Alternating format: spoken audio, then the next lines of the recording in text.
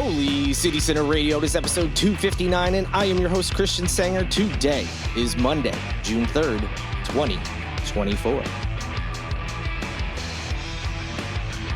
Happy June and happy Pride. Yes, it is Pride Month. I hope you all had a fantastic weekend. Got an awesome interview for you. It is related to Pride Month. This interview is going to talk about a local organization that I have talked about in this podcast, I've shared on the website before, and I think they do really important work, and we'll be learning all about it from Domenico Ruggiero, who is the executive director of the organization. We Are Family is its name. There's links in the show notes where you can go learn more and support the organization. You're going to learn a lot about the types of programs they offer, the work that they're doing in the community, and they've been doing it for nearly 30 years, which I didn't realize it's been around that long. I've known about it for many years, but didn't realize it went back that far. But yeah, the interview's great, so I'm not going to dive into too many details about the organization, but just from a personal standpoint, it's just an organization that I always tell people about if they're looking for a nonprofit to donate to. Maybe they're thinking of something new, like, I've donated this and this before. Is there someone else, another organization in town that's doing great work? And in this interview, we talk about why it's really important to support this organization all the time, but also this year feels like maybe it's a little bit more important, not just to, if you could donate, but even just vocally support. And for those who don't know, this organization works with LGBTQ plus youth in the area on what they call life affirming and life saving programs and care.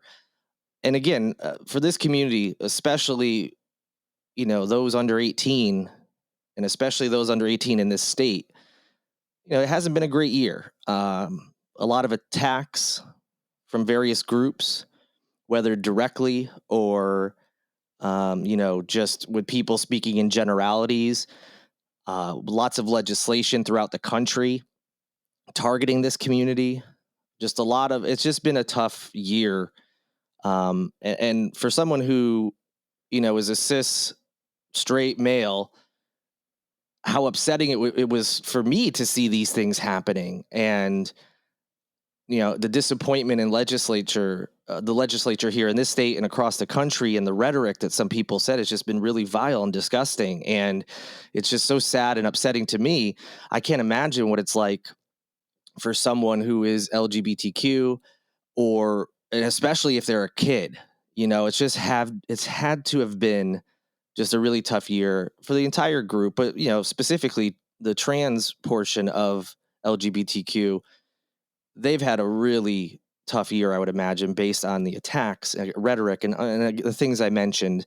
We had this interview right on the heels of the governor officially signing that anti-trans healthcare legislation that we've talked about in the podcast before. So in any event, it's an organization I've supported, whether sharing on the site, I've donated to them, a handful of times. And just, I think it's important to support organizations that are there for the LGBTQ community, especially now, and especially ones that are dedicated to the youth, because they're seeing all sorts of things being taken away from them. They're seeing a lot of just really horrible things said about them, whether it's online, on television, and they're seeing, politicians trying to pass legislation that harms them. And in some cases, they have passed that legislation. So in any event, that's just my little spiel about, why I think this organization is important at all times of the year. But yes, it is Pride Month, so it's fitting that we have this interview for the first episode of June. Lots of events will be going on from several organizations this month. So that's a great way to support these organizations, and just in general, support that community of folks, whether they, are actually involved in these organizations by working or receive benefits or help from them, or are just LGBTQ plus, just are in that community. Just showing your support can mean a lot to to many members, if not all, of that group. So I encourage you to get out there and have fun. Pride Month is a lot of fun in Charleston. There's so many fun events. They're unique. They're different than some of the typical events that we see in town. They have a nice variety. So if you are someone who is a partier. There's events at bars and events like that. If you're someone who does not want to do like a party kind of thing, there's still all sorts of really cool events, whether it's a pride parade, and then some of the ones that Dom talks about in this interview. But enough of me. Let's get into the meat of the interview so you can learn more about the organization, specifically what they are and, what they are not. Because as I said, you've probably seen attacks for groups supporting LGBTQ youth specifically lately, making ridiculous statements about what they are supposedly doing. And this will clarify, no, this is what really these types of organizations do, and the great work they're doing here in the Charleston area, the Low Country. So I hope you enjoy the interview. Hope you learned something, and I hope you visit the links in the show notes to help support We Are Family. And right now, you're going to hear that interview with their executive director, Domenico Ruggiero. And as promised, joining me now is Domenico Ruggiero. So happy to have him here. He is the executive director of We Are Family. We're going to talk about that organization. Always a good time to talk about local groups like this, but of course it is June, it is Pride Month, so even more fitting that we're having this conversation today. But Dom, thank you so much for joining me today. I really appreciate it. Absolutely. Thank you for having me. Of course. So before we talk about We Are Family, your role there and everything in that world, if you could, just for the listeners, just let them know a little bit about yourself, your background, where you're from, if you're not from here originally, just anything you think is important so people just have a better understanding of who you are. Absolutely. Yeah. So my name is, Domenico Ruggiero. I also go by Dom or Dominic, but I have been in the Low Country since 2014. I graduated from grad school in the Hudson Valley of New York, and my parents retired in Myrtle Beach. Many, many years before that, my first year of college, actually, of undergrad, and back in, when was that? 2003. And they retired in Myrtle Beach. And when in my early 20s, I wanted to get as far away from, them as possible. And so I was able to travel in the Midwest and live out there for a little bit and then back to New York. But as I get older and as when I was finishing grad school, it meant something new and something more exciting to be closer to my nieces and nephews and all of my siblings. And so Charleston was that little sweet spot, little gem in South Carolina, and it sort of is the place here that feels like a city. And it's just enough distance from them. Yeah. And so yeah, I've been here for since 2014, and I started working at the College of Charleston. I've worked in higher ed for my entire um, professional career before moving into the world of nonprofits. So I worked in the College of Charleston for 5 years, and and then made my way to the nonprofit world.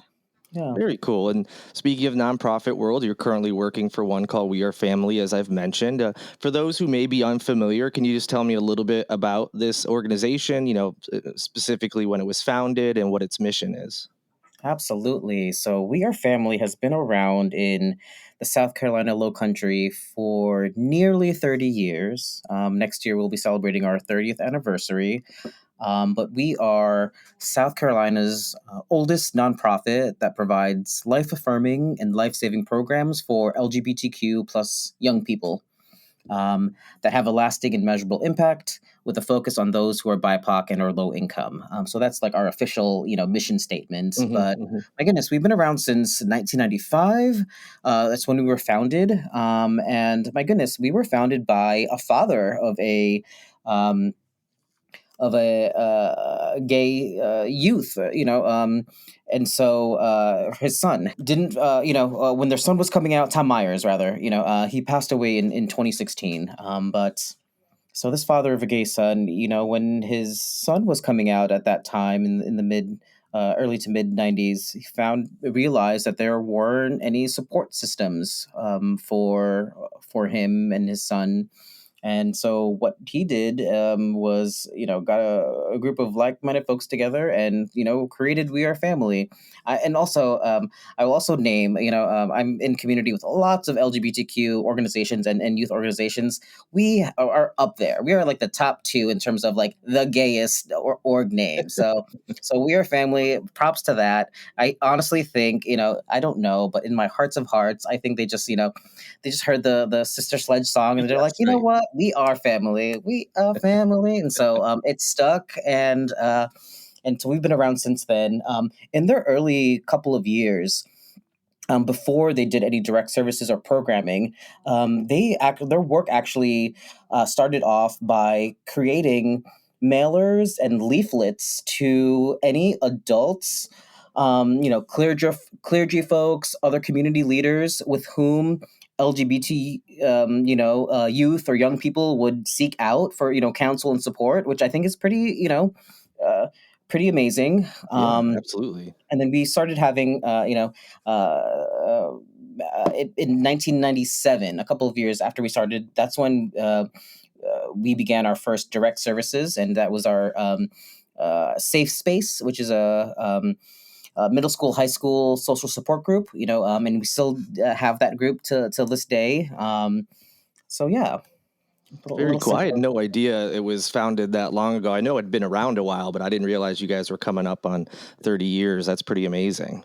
Absolutely. And the way I like to describe the type of work that we are doing and what we have sort of evolved, and it's in our mission statement. It's sort of it's the life saving and life affirming. So we have two sides of the house of what we do, and this is part of our, in the nonprofit world. It's like, what's your theory of change, or what's how are you doing the work that you're doing to create the vision that that you see, in the change that you want to make. And so for us, we have two sides of the house.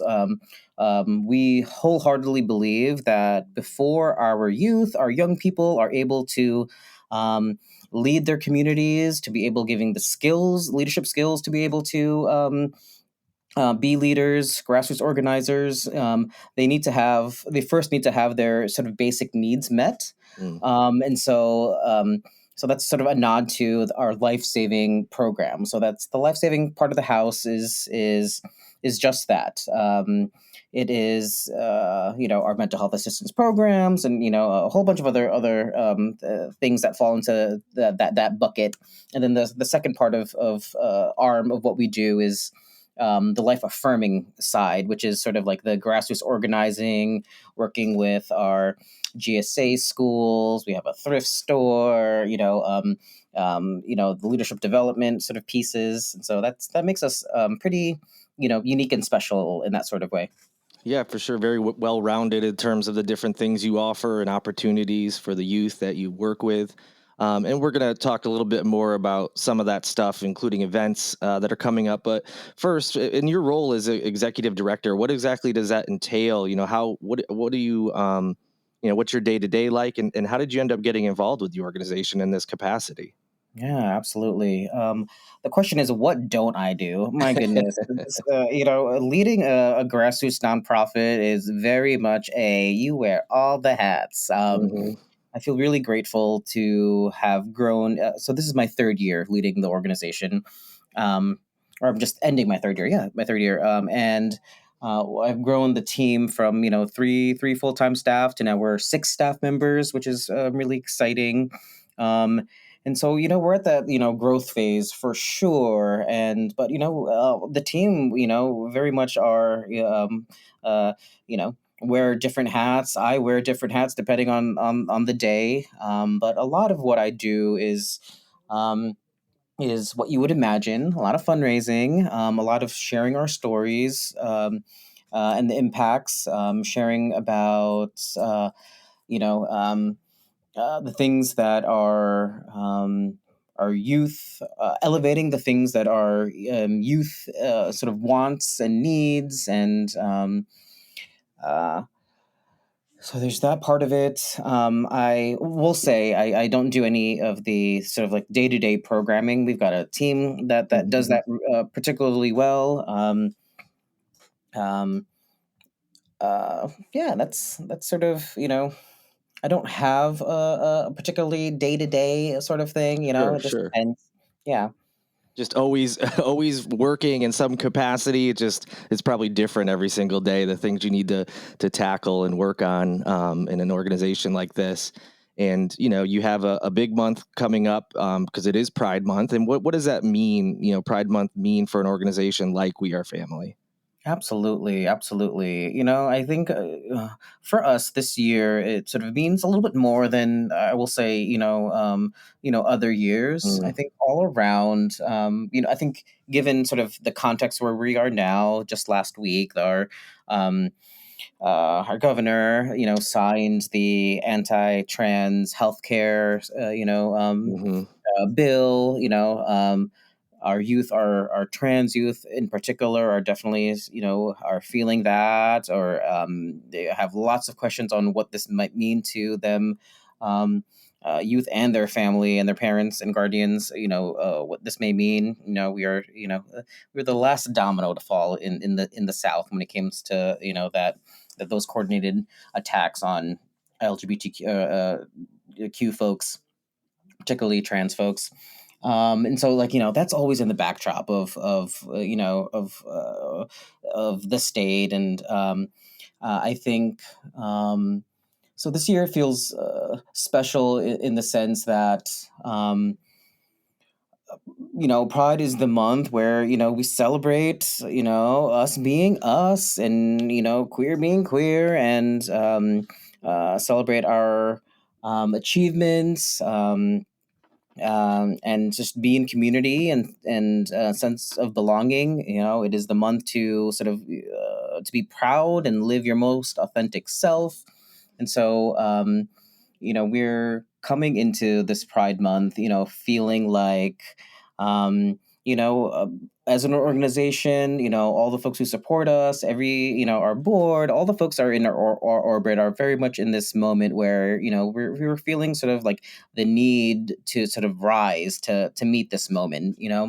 Um, and so this year will be, very special in terms of just, it's sort of like that both and, hmm in the sense that like, you could hold two things to be true. All of this really awful things are happening in the state house and, policing bodies at the same time. You really can sort of, uh, want to experience, queer joy and just to, live a little bit, so that's what we're looking forward to the most. Yeah. Yeah, absolutely. It makes a lot of sense given what's been going on in the country. So I'm glad you touched on all that. And Pride Month, since I've been in Charleston, it's expanded quite a bit. I mean, it was always celebrated, but it seems like there's maybe more organizations, more businesses, more events. It just seems to get bigger and bigger every year, and it's a lot of fun.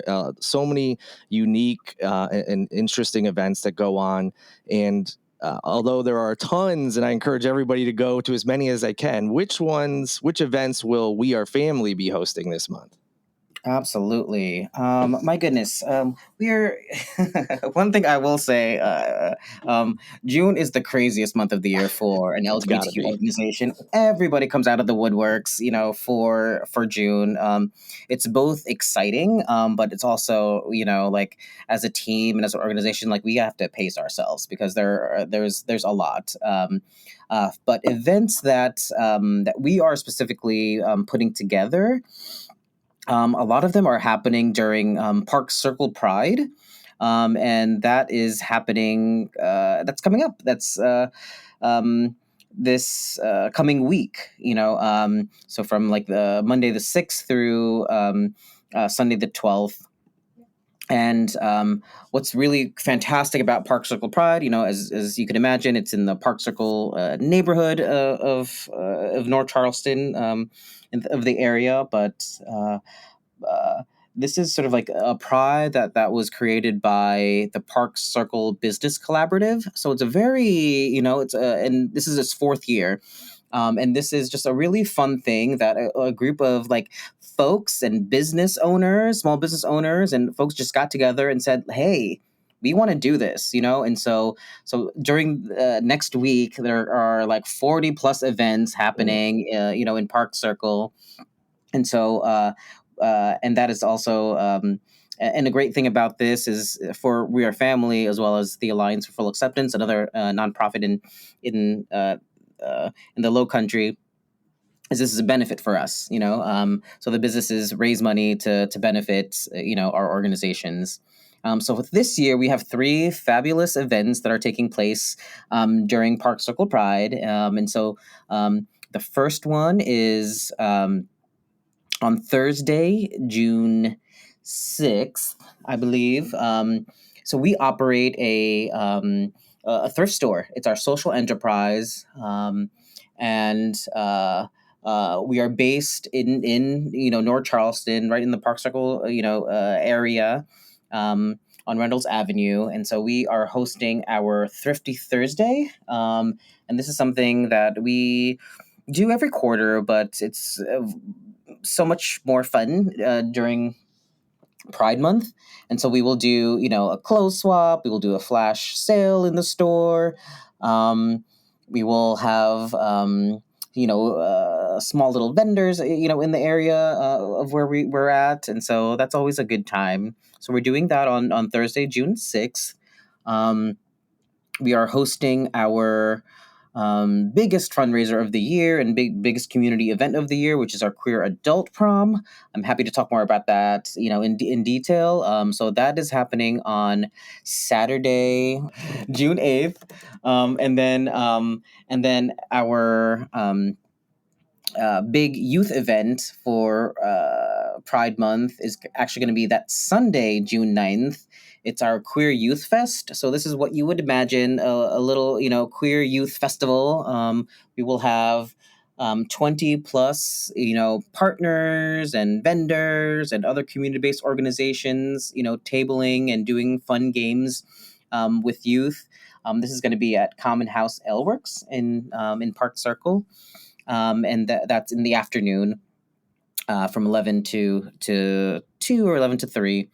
And that's usually a really fun time. That is, I think, our second sort of, big event that we get tons of, we'll get 200 plus youth and their families there, which is amazing.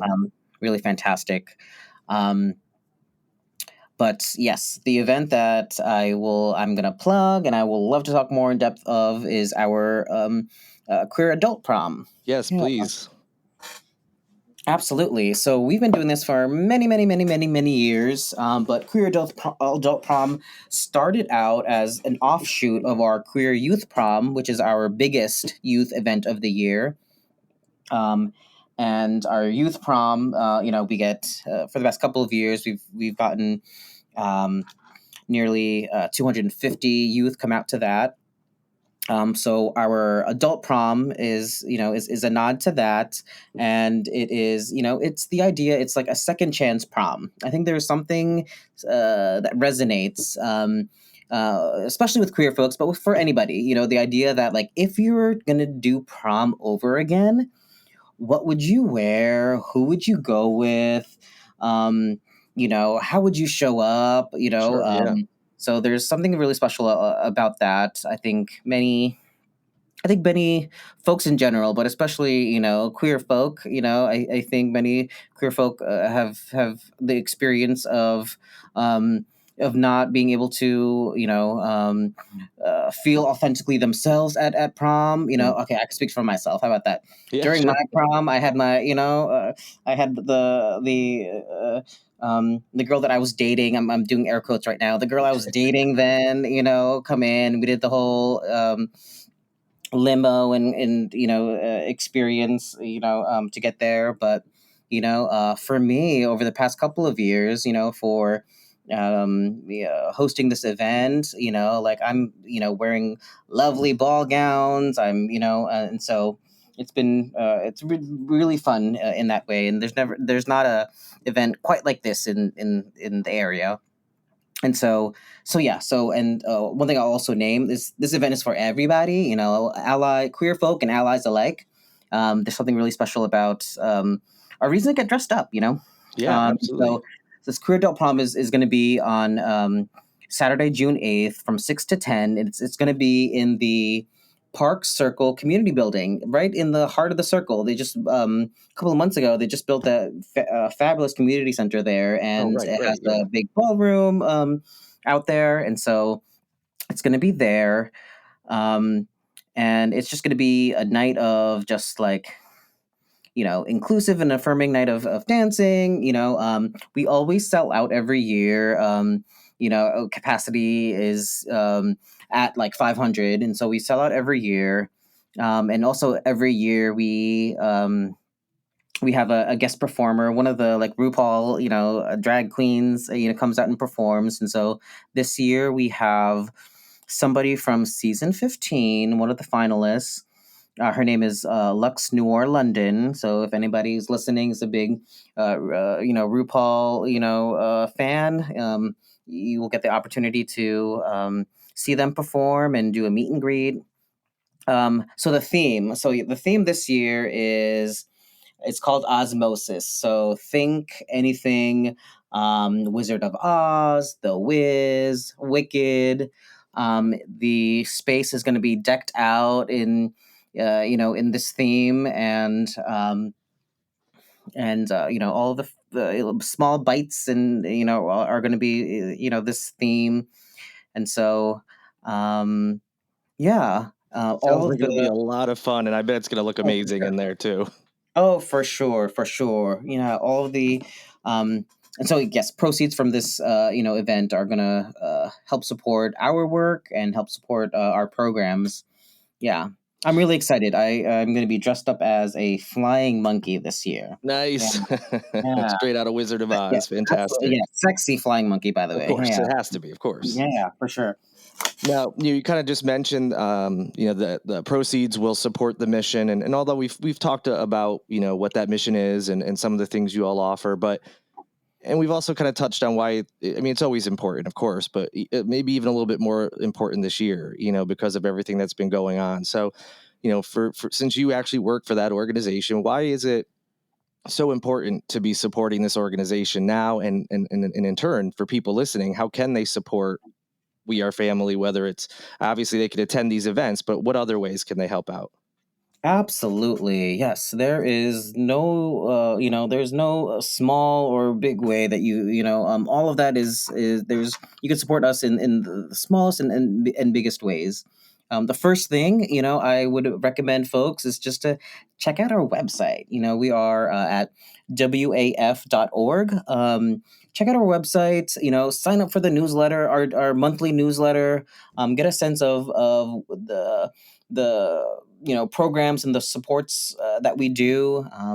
You know, we directly impact over 1,500 youth in the state every year, and so um, uh, if you have the capacity to volunteer and you have a particular set of experiences or expertise, there's that tab on our website in order to fill out our volunteer application. We would love to have you at our thrift store, co-facilitating some of our youth social support groups if you've got a particular skill. And you know let's see. um, I think the easiest way that someone can support the work that we're doing is, if you're cleaning out your closet and if you are looking for a place to, donate clothes and small, knickknacks, please consider donating that to Closet Case Thrift Store. Again, we're at 1801 Reynolds Avenue. That's always welcomed. All of the proceeds that we have through our thrift store goes back to supporting our programs. There's that, and just yeah, I think being able to in small and big ways, being able to share that you are supportive of queer and trans youth in our state, and if that means if you see an article and want to share it on your social media, or follow us on all of the channels. We even have a TikTok, look for us that sort of way. Yeah. Great. Now, you mentioned some of the websites, socials, and stuff. I'll be sure to have those in the show notes for anyone listening, so you can just easily click on over to learn more and follow all their channels and everything. I definitely recommend it. I've known about this organization for a while and the work that you all do, and it's awesome that you're here. And like we said, this year just feels a little bit more important than maybe it has been. I mean, it always is important, but it just feels like with everything going on, it's just the support this organization and in turn the youth that you serve. I'm sure some of them could really use it. So I encourage everybody listening to help out in any way they can. And is there anything that I didn't ask or that you didn't mention that you want to have that opportunity now? Anything we missed? No, I can't think of anything from the top of my head. I do just want to also appreciate, all of the work that you have done in amplifying, our work over the years, through Holy City Center. And so we appreciate that. And, yeah. Awesome. Well, happy to. It's a great organization. And yes, I encourage everybody to attend some of the events you just heard about, donate, whether it's money or clothing, or if you can't do those things, like Dom said, even just following or sharing stories and profiles for the organization will reach somebody else who may be able to do those things. And I really appreciate you taking the time today to talk about your role, what the organization is doing, and what people can look forward to this Pride Month. So thank you so much for stopping by. Absolutely. Thank you for having me. And that'll do it. Thank you so much to Dom for joining me today. I've been wanting to have someone from We Are Family on the podcast for a while. Glad we were able to make it work. It's an awesome organization. They're doing really great work for the LGBTQ plus folks here in the Low Country. And I encourage you to support them and go out there and have fun during Pride Month. But don't forget about organization. Just like any month, we anytime we have a particular month dedicated to a particular group or community, we sometimes forget when that month passes about these groups. So I'm guilty of this. Everyone, I'm sure, is. It happens. It seems like every month is something new, and you want to support that organization during that month. But it's important to obviously not forget about some of these groups throughout the rest of the year. So thank you so much for listening. I hope you have an amazing week. Thank you to Lindsay Marie Collins with LMC Sound System for producing this and every episode of Holy City Center Radio. And a big thank you to Tyler Boone, whose music you hear at each and every show. Have a great week. I will talk to you again on Wednesday. Until then, good night and good luck.